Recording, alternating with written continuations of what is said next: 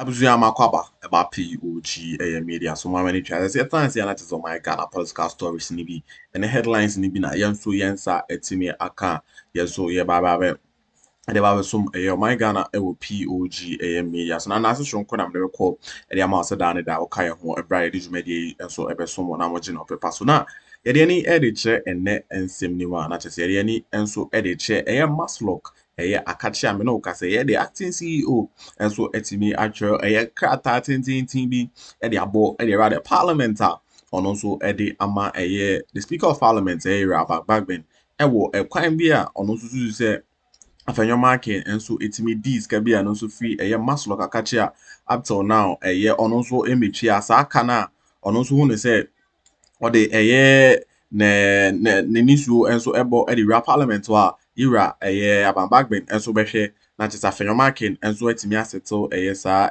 kai na se wentimi aseto na se punishment bi e wo bi say the ma Afenyo no ira Bagbin enso and sure say or this punishment no the every man abusu am say bejebre ne abo the rasa story with us a group Okay. of say 25 people. Okay. And these 25 people, each person is supposed to receive say 2,000 Ghana cedis. Okay. Or 5,000 Ghana cedis. Okay.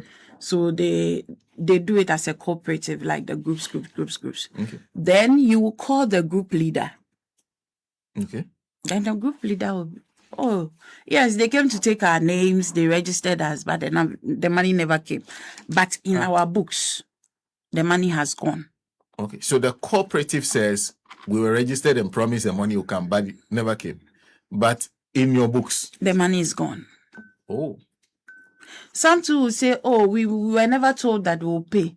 They told us it's money, free money.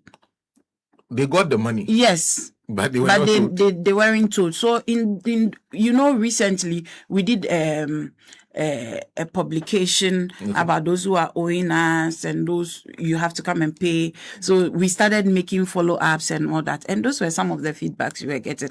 So those who genuinely wanted to come and pay, some of them have come to pay. Okay. That they didn't know that they were supposed to. Yeah, they told them it was free money. But once we had made them aware that they are supposed to pay, then they would come and pay. I have situations where, say an MP has brought a list of people. Okay. Say, and I'll give you a typical example. Honorable Afenyo marking. He has taken about 500,000 for people in his district. Okay. With he himself as on my list is his name that is there. And then there's another gentleman's name. Probably he's the leader. I think he's the former chairman for MPP in the Efutu constituency. Okay. So I have personally spoken to the gentleman. Okay. And I asked him, Master, your people are not paying the money. What is happening? Then he said, as for him, he was only, so it's like, I am an agent. Okay. Honorable told me to go and take the money and gave me the list of the people to give the money to. Okay. So that is what I did.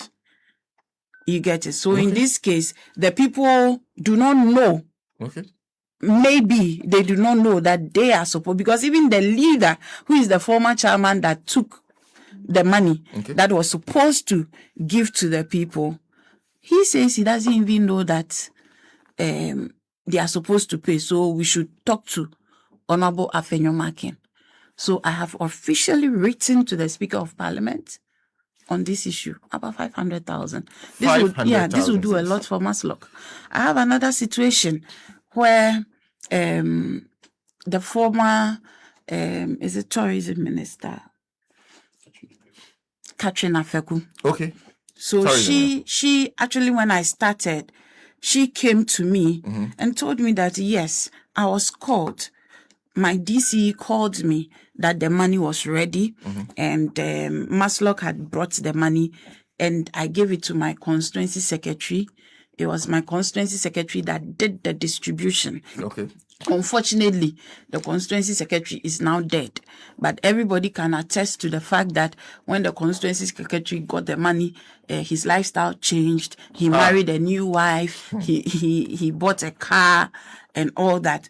So indirectly, it means that this supposed dead person, money that was meant for the groups in her district, the dead person cannot speak, so we cannot say whether you cannot that go is, after the dead but person. then on my record, Okay. it is Catherine Afenyo. Okay.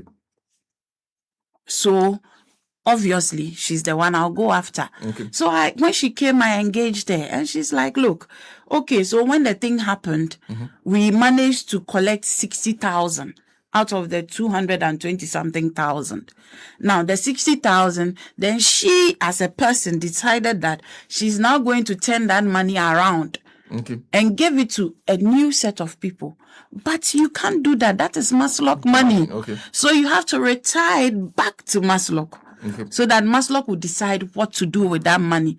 So that even if she had paid that 60,000 to us, it means that we know that, out of the 200,000, we've managed to get 60, we are left with this. Yeah. And she doesn't want to understand that. Look, it is a responsibility on her. You get it? Yeah, she doesn't think that she has to pay. But I told her, you have to pay. Else I'll let the law come after you, because it is your name that is on my record. Wait, is that okay? So first, before you continue, because now I'm confused, tell me, typically, how does this happen? Okay, so you said you deal with cooperatives. Yes, so we deal with individuals. Individuals as well. So as you sit here, you can just walk to Masloc. Okay. You write to me as CEO that this is the business you run. Okay. You want support to be able to continue. Your business is not doing so well. You want us to help you with, say, 5,000 cedis so that you can do your business with it. It will go through a process. It goes to my credit unit.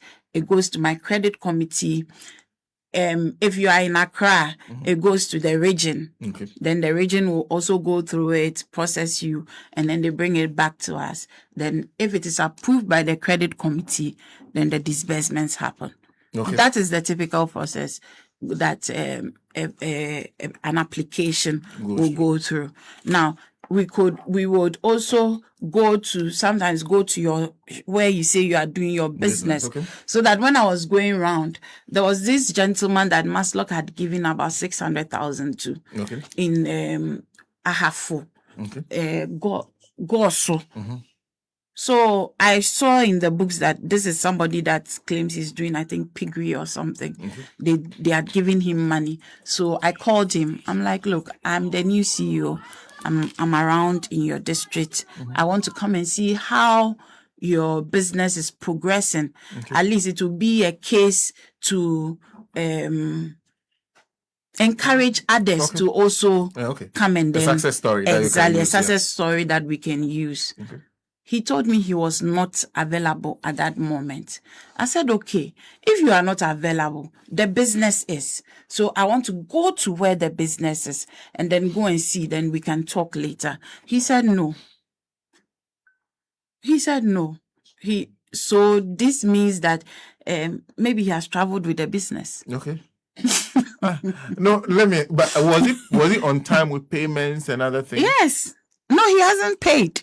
He has not paid. No, he hasn't paid. He has taken the money for the business. Yes, he hasn't paid. But he's not ready to show you where the business is. Exactly. And he's not also available. Exactly. You have the MPP chairman for Eastern Region. Take 500,000 Ghana cedis. 500,000 Ghana cedis? Yes. And so my regional manager is on him. Okay. And I think he's made some commitments. Okay. To do repayments. Okay. Yeah, but that is, you see, I was telling people, where you have somebody like Magdan, why will Magdan come and take a car from Masloc? Yes, those cars are supposed to be for young men who want to do Uber, maybe some teacher in the village who needs a car and is not able to buy, so he comes to Masloc for a high purchase. Some public servant, be or no, he's trying hard to make ends meet, but needs to access road, and because of that has come to Masloc. But you have Magdan. His name on the record. Yes, on Magdan. Yeah. A car. Yes. From Masloc. I raised this issue at City FM, where I've had to go and pick 3 cars from Chamaun to his house. And he says that if I have his name on, and I told him he should come, I'll do it. I'll prove to him that those cars were in his name. If they were not in your name, why are they in your house? Are you an accessory to stealing, to theft? Because we are looking for the property of Masloc. We tracked the cars to your house. Okay. So if they are not yours and they are sitting in your house, why are they in your house? Masloc cars? Yes. In Chamaun to me's house? They are supposed to be 5. 5 cars? We got 3. It's left with 2. The 2 that we can't find, the trackers have been removed from it. So we can't trace them. But the 3, we went for it with the help of national security from his house in Tema. He has accepted that, yes, the cars were in his house, but who says the cars are for him? But what are the cars doing in your house? But was his name on record as the one who took the cars from Masloc? He has a big file like this with... he has a big file like that. Then, so there was another file I saw with the former General Secretary of the MPP on it. So we engaged him. And he told me that, well, what he did was that he took it for, he paid the initial deposits. Okay. When you take our cars, you do an initial deposit. Okay. Then we spread the rest over, I think this one was for 5 years. Okay. We spread it over 5 years for you. When you finish paying, then we do the change of ownership for you. Then the car becomes yours. So he did the initial deposits for them so that they would do the payments, but they never did. So when you pick the file, it's his name that's on the file. Okay. You get it, that he is the person that is doing it for them. And the one, I picked one. Sound like you made the message over drop online. As long as subscribe to a POG Political Media as well. Any day and we'll book as well. Also, drop subscription now. Watch say no for us to answer so. Etimia catch me on who the echo and the air banning and amateur. So, bet me so as into the comment section of. Now also wait me edin kobo edi afa dwumadi so that be ya dwumadi no enso ebetimi aye interactive na nsema na tese no so ebobo edi fi Masloc aka che oba ne se MPB abeso no sika na zen ke di tua workers no and also ntimi anko ema mysteriously and also timi to be transfers cano at the command some MPs be any dignitaries be almost or a MPP political party ni ma no almost who say a free money be at say che na bra almost realizes any free money na a Masloc and the 2 men say yes cano mu here back no MPs ni bi and so it me back e be make payments Afenyo back in there on the on say so dogo bi empo no abe abusua say beto so na yeti nsem dey watching recently, I think about a week ago, from Charles Bisu. Hey. Yes. I have a situation where the MP for Asin South, about 400,000 in his name. Or was it 400 or 200? One of them. But immediately, as for him, we reached out to him. He came to pay everything off. Oh. Yes. Okay. He came to pay everything off. Okay. It's sad, but I have even people in government, my own people, whose names are in the books of Masloc as owing. They took money. It could be money. Took it on behalf of people. It could be money. It could be a car. It could be anything. So in this case, okay. So I guess anytime you take a loan, you have a time period within which you need to pay. Yes. So if you take a car, most of them, the time has passed. All loans since I came, The time has passed. It's just a few of our cars that are supposed to be expiring, I think, in January. January of 2027. 2026, sorry. But almost everything. And yet nobody's paying. And when you reach out to them, I think that it also has to do with the culture that was built over the years, where people take the cars, people take money, and they assume that it is government money, so you don't have to pay. And so they take the things and they don't pay. So I think that is one of the things that we have to work on as a new administration, for people to understand that when you take money from Masloc, when you take any property from Masloc, it is not a gift from government to you. It is a loan. And it is when you pay back, that is when your colleague that also needs would be able to get some when that person comes. But if we take and we are not bringing back, then it's like government has a basket sitting there and government is always putting in that basket. It goes down and it never comes back. Government eventually will get fed up. And that is the situation we face as Masloc as we sit, that since I took over, government has not given me 1 peso. So you're supposed to recover this money and use them? Yes, that is what we are supposed to be doing. And, well, I can say that myself and my team, since February, we've done quite well. We've recovered about 9 million Ghana cedis. Oh. Yes, we as we speak, we have in excess of 430 million to collect. 430 million. Yeah. To collect? Yes. To recover? Yes. Right. But does it also not speak to the inefficiency of the office that is run? Yeah. Because if you take a loan from the bank and it's due, in fact, even the bank will come after you. They will either come after you, and if you're supposed to make some payments within a particular period of time, you don't pay, they'll follow you and make sure you make those payments. So that is what I was saying. That if you give out a loan to somebody, and then let's say 2 institutions, Masloc and then maybe Apex Bank. So Masloc gives you a loan of 10 million. Apex gives you a loan of 10 million.